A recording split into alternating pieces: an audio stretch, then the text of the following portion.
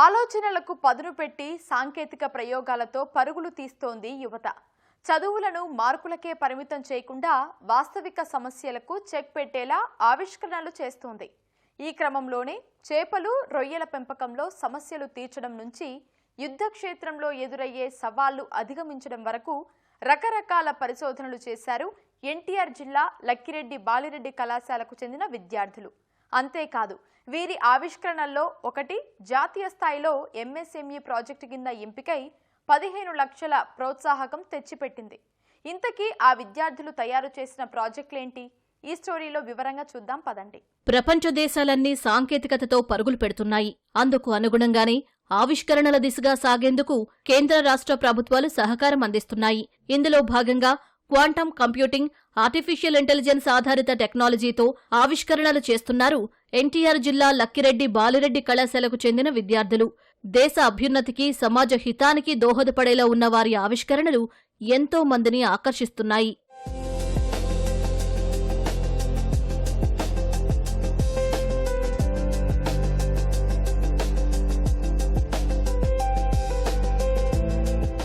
వ్యవసాయ అనుబంధ రంగాలలో చేపలు, రొయ్యల పెంపకానికి ప్రత్యేక గుర్తింపు ఉంది. వాటి పెంపకంలో వచ్చే సమస్యలకే చెక్ పెడుతున్నారు ఈ విద్యార్థినులు.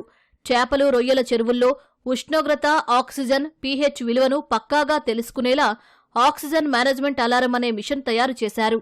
ఈ పరికరం విద్యుత్తో పాటు సోలార్తోనూ పనిచేస్తుంది. ఈ ఆవిష్కరణతో జాతీయ స్థాయిలో ఎంఎస్ఎంఈ ప్రాజెక్టు కింద ఎంపికై 15 లక్షల రూపాయల ప్రోత్సాహకం అందుకున్నామని, పేటెంట్ కూడా లభించిందని విద్యార్థినులు తెలిపారు. మేము ఆక్సిజన్ మేనేజ్మెంట్ అలారం అనే ఒక ప్రాజెక్ట్ చేసాం. ఈ ప్రాజెక్ట్ని మేము ముఖ్యంగా రొయ్యల చెరువులు, చేపల చెరువుల్లో చేసే వాళ్ళకి చేసాము. ముఖ్యంగా వాటిల్లో ఏంటంటే ఈ ఫ్యాన్ లాగిపోవడం వల్ల, ఆక్సిజన్ లేకపోవడం వల్ల, ఇలా డిఫరెంట్ రీజన్స్ వల్ల వాళ్ళు హ్యూజ్ లాసెస్ని చేయాల్సి ఉంటుంది. ఎందుకంటే వస్తే ఒకేసారి ప్రాఫిట్, లేకపోతే ఒకేసారి లాస్ ఉంటుంది బేసిక్గా ఈ సెక్టార్లో. సో మేము చేసిన మెషిన్ వల్ల ఏమంటే దీంట్లోని ఆక్సిజన్, టెంపరేచర్, పీహెచ్, టర్బిడిటీ ఇలాంటి డిఫరెంట్ వాటినన్నిటిని కూడా సెన్స్ చేసి ఎప్పటికప్పుడు వాటిలోని తేడాలు చెప్పి మనకి ఫోన్కే మెసేజ్ వచ్చేలాగా ఒక వెబ్ అప్లికేషన్ కూడా దీని మీద డిజైన్ చేసాం. ఈ ప్రాజెక్ట్ అనేది ఎంఎస్ఎంఈలో సెలెక్ట్ అయింది. అలాగే ఈ ప్రాజెక్ట్కి 15 లక్షలు కేంద్రం ఇచ్చింది. అలాగే ఈ ప్రాజెక్ట్కి పేటెంట్ కూడా పడింది. త్వరలో స్టార్ట్అప్ కూడా స్టార్ట్ అవుతుంది. కమర్షియల్గా ఇదైతే రన్ అవుతుంది ప్రస్తుతానికి. ఒకవేళ కరెంట్ లేకపోతే సోలార్ ద్వారా కూడా ఇది యూజ్ చేసుకోవచ్చు. దీని రేంజ్ ఎంత ఉండాలంటే 4 to 18 మిల్లీగ్రామ్స్ పర్ లీటర్ అనమాట. 4 కన్నా తక్కువ ఉంటే అలారం అవుతుంది, లో ఆక్సిజన్ లెవెల్ కాబట్టి. 18 కన్నా ఎక్కువ ఉంటే హై ఆక్సిజన్ లెవెల్ కాబట్టి అలారం అవుతుంది. అప్పుడు చుట్టుపక్కల కేర్ టేకర్స్ ఉంటారు కదా, వాళ్ళు ఎలక్ట్ అయ్యి ఏమైనా ఫిషెస్ డేంజర్లో ఉన్నాయి అలాగే వాళ్ళు యాక్షన్ తీసుకుంటారు. ప్రస్తుతం యుద్ధభూమిలో టెక్నాలజీ ప్రముఖ పాత్ర పోషిస్తోంది.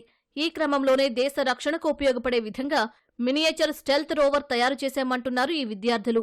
డ్రోన్స్ వెళ్లలేని చోటుకు దీన్ని పంపి శత్రువులు ఎంతమంది ఉన్నారు, ఎలా దాడి చేయాలి అనే విషయాలను ఇది వివరిస్తుందని చెబుతున్నారు. మేము చేసిన ప్రాజెక్ట్ వచ్చేసరికి మినియేచర్ స్టెల్త్ రోవర్. మనకి ఎక్కడైతే డ్రోన్స్ వెళ్ళలేవో, బంకర్స్ లోకి అలాంటి చోటుకి వెళ్ళలేవు కాబట్టి మనం ఈ రోబోట్ ని పంపించి అక్కడ ఎంతమంది ఎనిమీస్ ఉన్నారు, ఒకవేళ ఎనిమీస్ ఎక్కువ మంది ఉంటే వాళ్ళ వల్ల మనకి హాని కలుగుతుంది అనుకుంటే దీన్ని యూజ్ చేసుకుని వాళ్ళని బ్లాస్ట్ చేసే విధంగా దీన్ని డిజైన్ చేసాము. అండ్ దీనికి వచ్చేసరికి ఇంకో అప్లికేషన్ వచ్చేసరికి మనం దీన్ని యూజ్ చేసుకుని టనల్ కొలాప్సిస్, లైక్ మొన్న నాగర్ కర్నూలులో జరిగిన, తెలంగాణలో జరిగిన టనల్ కొలాప్సిస్ లాంటివి, ఆ అవతల కొలాప్స్ అయిన చోట ఎలాంటి హార్మ్ఫుల్ గ్యాసెస్ రిలీజ్ అవుతున్నాయో రెస్క్యూవర్స్కి తెలియదు కాబట్టి దీని డేటా తీసుకొని మనం రెస్క్యూ చేయడానికి వీలుగా ఉంటుంది. అండ్ ఫైర్ యాక్సిడెంట్స్ జరిగినప్పుడు ఎంతమంది లోపల హాస్టేజెస్ ఉన్నారో మనకు తెలియదు కాబట్టి దీన్ని పంపించి ఎంతమంది ఉన్నారో డిటెక్ట్ చేసి దీని డేటా తీసుకొని రెస్క్యూ చేయడానికి యూస్ఫుల్గా ఉంటుంది. టనెల్స్లో దీన్ని ఎలా యూస్ చేయొచ్చు అంటే డిఫరెంట్ గ్యాస్ సెన్సార్స్ అనేవి యాడ్ చేసి రెస్క్యూ చేయడానికి. ఇప్పుడు ముందు అక్కడ ఆపరేషన్ అయినప్పుడు అక్కడ కొలాప్స్ అయితే ఎప్పుడైనా రెస్క్యూ పర్సన్స్ డైరెక్ట్ పంపకుండా అక్కడ డిఫరెంట్ టైప్స్ ఆఫ్ గ్యాసెస్ ఎలాంటివి రిలీజ్ అవుతున్నాయి,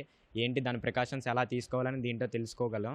లైవ్ డేటా ట్రాన్స్మిషన్ జరిగిద్ది, మనం మొబైల్ నుంచి ఆపరేట్ చేయొచ్చు. దాన్ని ఒక యాప్ క్రియేట్ చేసాం. దానికి లేటెస్ట్ టెక్నాలజీ వచ్చేసరికి డ్రోన్స్. ఆ డ్రోన్స్ కాకుండా ఇవి కాంపాక్ట్ సైజ్, ఎందుకంటే చిన్నగా డిజైన్ చేసాం. లేటెస్ట్గా వచ్చే యుద్ధ వాతావరణంలో అన్ని టెక్నాలజీస్ యూస్ చేసి కాంపాక్ట్ సైజ్ తగ్గించి పంపించి బ్లాస్ట్ చేయడం ఇట్లాంటివి చేస్తున్నారు. దానిలో ఇది ఉపయోగపడుతుంది. వ్యర్థాల నిర్వహణ అనేది ఓ పెద్ద సమస్య. రోజుల తరబడి డబ్బాలలో చెత్త పేరుకుపోవడం, నిండిపోయిన డబ్బాల్లోని మళ్లీ చెత్త వేయడం వల్ల ఇబ్బందులు ఎదురవుతున్నాయి. కొన్ని సందర్భాల్లో కుక్కలు వీటిని చెల్లాచెదురు చేసే అవకాశం ఉంటుంది. ఈ సమస్యకు చెక్ పెట్టేలా స్మార్ట్ బిన్ పేరుతో కొత్త ఆలోచన చేశారు విద్యార్థులు. ఇది ఎలా పనిచేస్తుందో వారి మాటల్లోనే తెలుసుకుందాం. స్మార్ట్ బిన్ అనే ప్రాజెక్ట్ చేసాము. అర్బన్ ఏరియాస్లో చూస్తూనే ఉంటాం, ప్రతి కాలనీలో ఒక పబ్లిక్ డస్ట్బిన్ ఉంటుంది, కానీ అది వారానికి ఒకసారో 2 వారాలకు ఒకసారో మాత్రమే తీస్తారు. దీనివల్ల ఉపయోగం ఏంటంటే దాంట్లో మేము అల్ట్రాసోనిక్ సెన్సార్ వాడి అది నిండిపినప్పుడు అఫీషియల్స్కి ఒక నోటిఫికేషన్ ఇస్తాము, అప్పుడే వాళ్ళు వచ్చి క్లీన్ చేస్తారు. దీనివల్ల ఏ రోగాలు వ్యాధులు రాకుండా చుట్టుపక్కల నీట్గా ఉండడానికి ఉపయోగపడుతుంది. జంతువులు కూడా ఏ డస్ట్బిన్లోకి ఎక్కి అన్నీ చిందరబందర చేయకుండా మేము బయట ఒక అల్ట్రాసోనిక్ సెన్సార్ వాడాము. అది మనుషులు వచ్చినప్పుడే డిటెక్ట్ చేసి ఓపెన్ అయ్యేలాగా ఫిక్స్ చేసాము. కేంద్ర ప్రభుత్వం మొదలుపెట్టిన స్వచ్ఛ భారత్ని ఏపీ గవర్నమెంట్ స్టార్ట్ చేసిన స్వచ్ఛాంధ్రని బాగా డెవలప్ చేయడానికి, దాన్ని ఇంకొంచెం అడ్వాన్స్డ్ తీసుకురావడానికి మేము ఈ ప్రాజెక్ట్ని డెవలప్ చేసాము. చెత్త వేయడానికి వచ్చినప్పుడు ఆటోమేటిక్గా డోర్ ఓపెన్ చేసి చెత్త నిండిపోయినప్పుడు అథారిటీస్కి మెసేజ్ వస్తుంది. సో వాళ్ళు వచ్చి చెత్తని ఈజీగా తీసుకెళ్ళి డంప్ చేయగలరు. దాన్ని డెవలప్ చేయడానికి ఈ ప్రాజెక్ట్ అనేది బాగా యూస్ఫుల్ అవుతుంది. రోజు రోజుకి సాంకేతిక విద్య కొత్త పుంతలు తొక్కుతోంది. ఈ టెక్నాలజీని ఎప్పటికప్పుడు అందిపుచ్చుకుంటే ఇలాంటి ఎన్నో ఆవిష్కరణలు అందుబాటులోకి వచ్చేందుకు వీలవుతుంది.